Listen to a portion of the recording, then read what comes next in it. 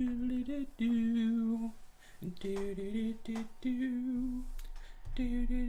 know that's not on there, right? Yeah. Okay. That's just when I think of Mega Man, that's the You think the Mega Man theme? that's the song that pops up. Gotcha. So the SNES Classic, we now have a better idea of when you'll be able to pre-order it. That's right, Walmart, actually pre-order it.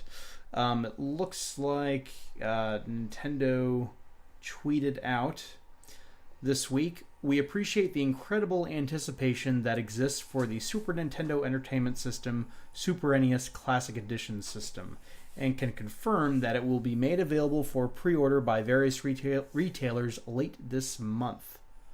Late this month.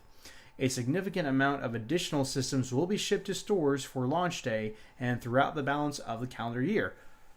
So that's 2 parts good, 1 part bad, and we kind of already knew about the bad thing. So what they're saying is they're going to be pre-orders. If you pre-order it, you're going to get it. Not only that, they're going to send additional units. So even if you miss out on a pre-order, you still might be able to get it on launch day. I just hope they give them more than 7. There's just one in a giant container. It's like, what is this? Like, I just want to watch the world burn. Some men just want Put that in Walmart. I want to put it in, just like attach a helium balloon to it, float it in the store. Like, whoever gets it, they don't even have to pay for it. Just watch the bloodbath. I mean, that's what Dying Light's all about, right? People just trying to find an NES classic. Dying Light? Yeah, No. that's what it's about. The zombie video game where you get shipped to... They're not zombies. They're just obsessed with finding the NES classic, and they'll kill whatever's in their way. I know because I was part of the mob once. Oh. No, so the third thing is we only really have Nintendo telling us that they're just going to have these available through the rest of the year. So September 29th, start your engines. If you don't get it by the end of the year, you're probably not going to get it. And they're probably going to move on to the Nintendo 64 Classic at that point. You can skip it if you want. Go straight to the GameCube. Or, how about this? You know, someone mentioned, they said, it's really interesting, like the 2DS XL. Like, some people really don't like it. Some people think, like, they're like, why? You know, we already had a 2DS. It doesn't make a whole lot of sense for that model to exist. And they did make a good point. They did say, like, so no one really asked for a 2DS XL, like, and that is true. Like, no one was really saying, like, you know what would be really great? Take a new 3DS XL, make it like the 2DS. Do that. Like, no one really was asking for that. Plenty of people would still buy an NES Classic if they were available. And plenty of people want to buy this too. Just make them all available for these will print money. They're just that high in demand. And as much as I hate that person who always buys like 10 and then sells them for like 400, just think of the profit. I know. But the thing is, it's like if they made enough to meet the demand, you kill the scalping for that product. I'm just thinking of, like, I can afford it.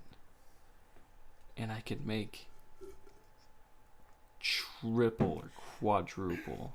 Oh, I but know. dealing with the people and also being a hypocrite, I don't know. But you know people will buy it. Yeah.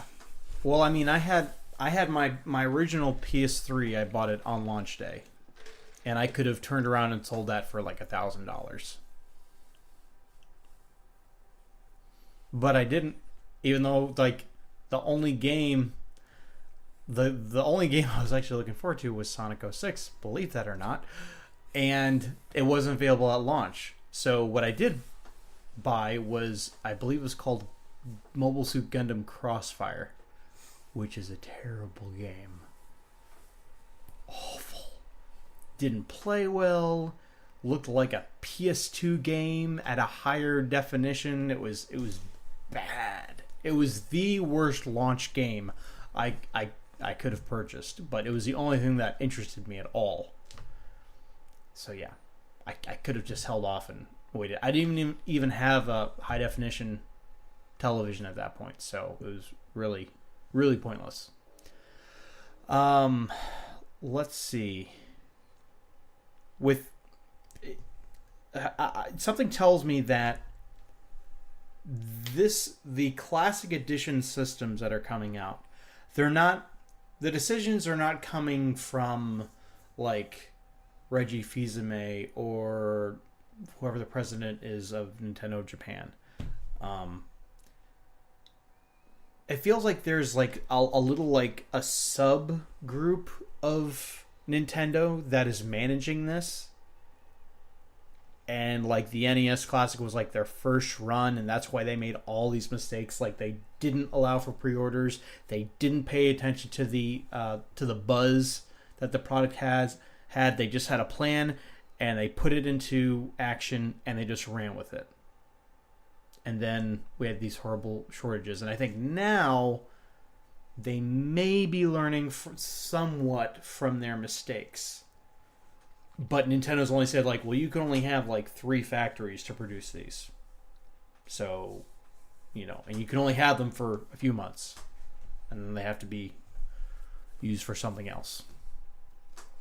But I really hope they learned their lesson from the classic, whatever the situation is with that, and